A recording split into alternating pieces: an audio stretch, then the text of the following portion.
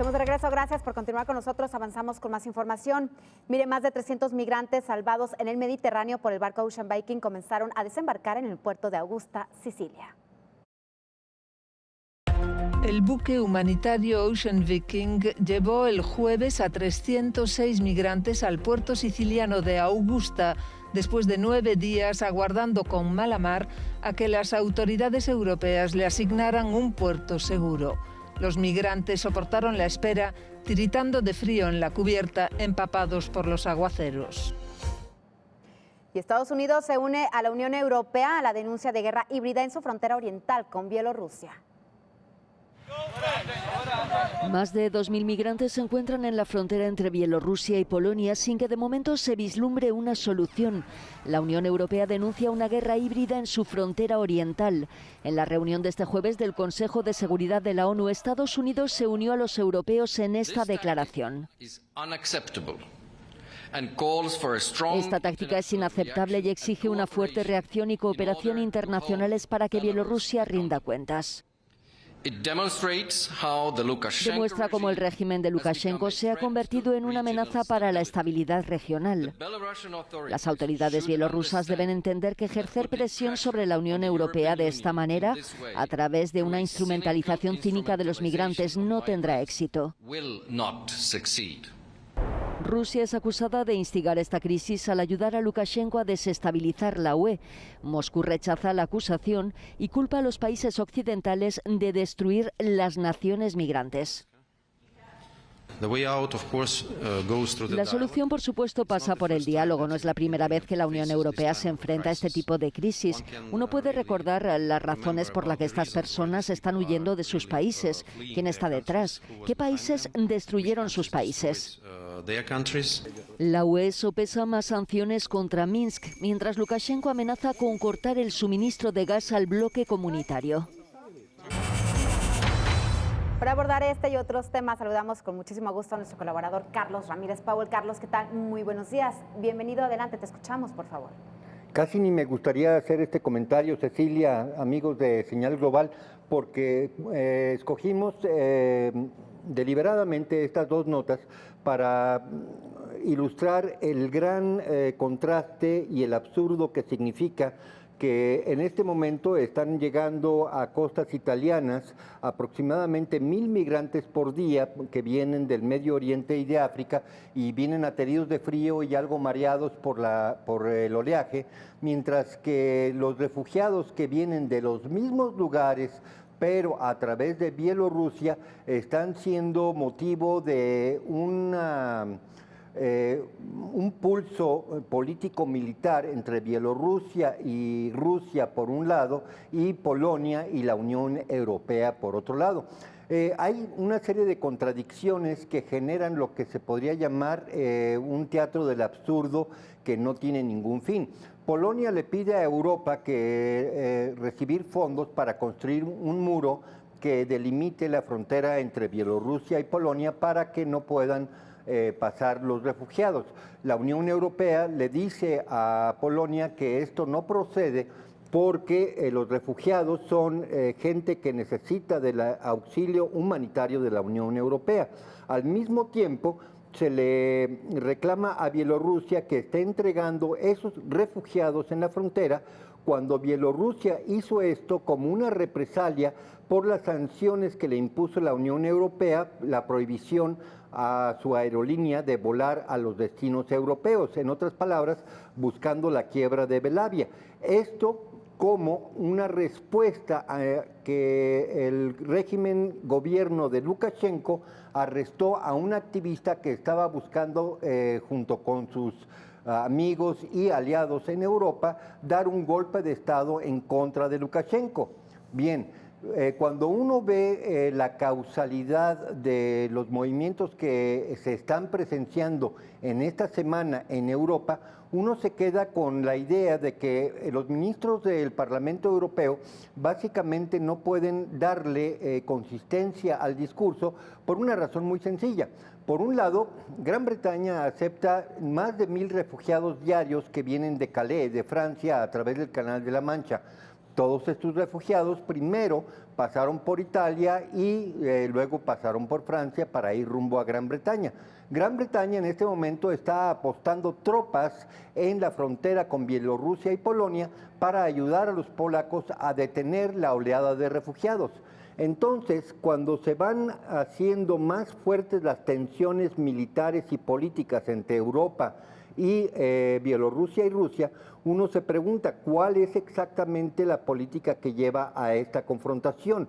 Básicamente, la primera pregunta sería proteger el negocio de las organizaciones no gubernamentales que reciben un subsidio de $2,000 a $3,000 por refugiado que entregan en las costas italianas, y que en este momento, cuando Bielorrusia pone vamos a llamarle, un atajo para que dichos refugiados lleguen a Europa, pues básicamente le quitan el negocio a las ONGs.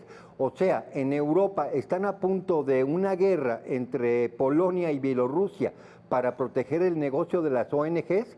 No, es un absurdo. No podemos imaginar que eso sea cierto. Sin embargo, en la práctica es lo que se está viendo.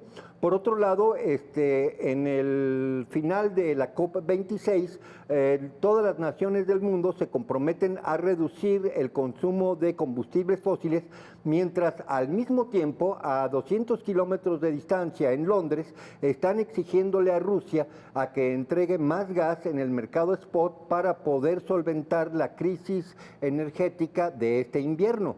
Por un lado, sí, efectivamente sufren los refugiados en el Mediterráneo por el oleaje y el frío, mientras que los refugiados en la frontera entre Bielorrusia y Polonia no sufren el frío de menos 15 grados en la noche.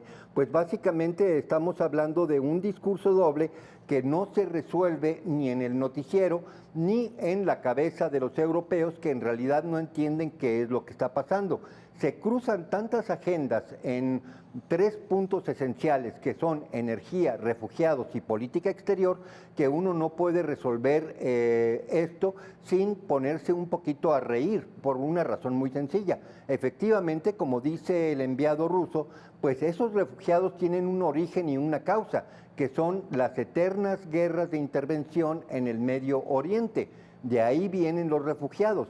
Su causa son los alemanes, los polacos, los norteamericanos, los británicos, que invadieron un país llamado Afganistán durante 20 años y que lo destrozaron, y la invasión a Irak, en donde también cometieron destrozos, y el trabajo de desestabilización de Siria de más de 15 años, en donde obviamente también ha generado oleadas de refugiados.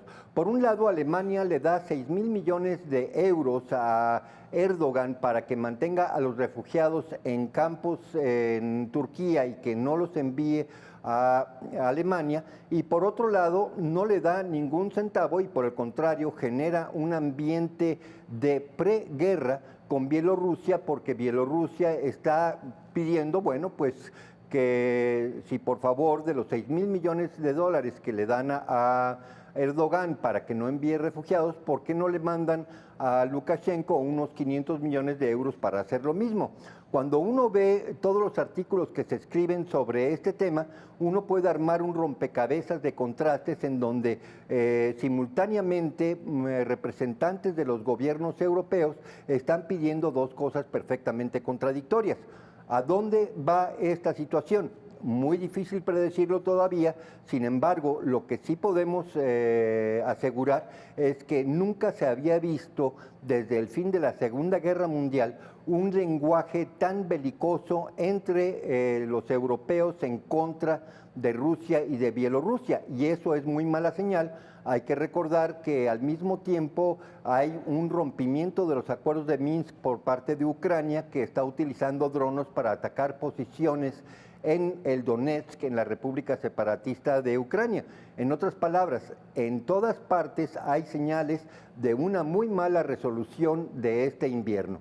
Se están moviendo varias piezas en este tablero. Carlos, vamos por partes. En cuanto a la crisis migratoria, ¿qué diferencias podemos encontrar entre la situación que se está viviendo en Bielorrusia con Polonia, a lo que también vemos en España con la llegada de migrantes provenientes de Marruecos, a lo que vivimos nosotros aquí en México, ahora con la llegada de haitianos y centroamericanos, con estas caravanas migrantes? ¿Qué similitudes y qué diferencias se pueden encontrar en este tema? Una vez más, México tiene que responder a la solicitud del gobierno norteamericano. En su momento, Trump le pidió a Andrés Manuel López Obrador que parara las caravanas migrantes en la frontera con Guatemala, y así se hizo. Más adelante, Biden y Kamala Harris le dijeron que básicamente AMLO hiciera lo que quisiera con las caravanas migrantes. A final de cuentas, bueno, pues están empezando a transitar dichas caravanas migrantes hacia Estados Unidos, en donde ya no hay ninguna limitación de entrada, puesto que la administración federal los va recibiendo y los va distribuyendo a lo largo y a lo ancho de todos los Estados Unidos. Entonces, en este momento, México en ningún momento se ha opuesto a las peticiones de Washington, ya sea en la administración Trump, cuando sí detuvieron las caravanas, y ahora con la administración Biden, donde se permite el paso de los migrantes. Entonces nosotros no entramos en conflicto.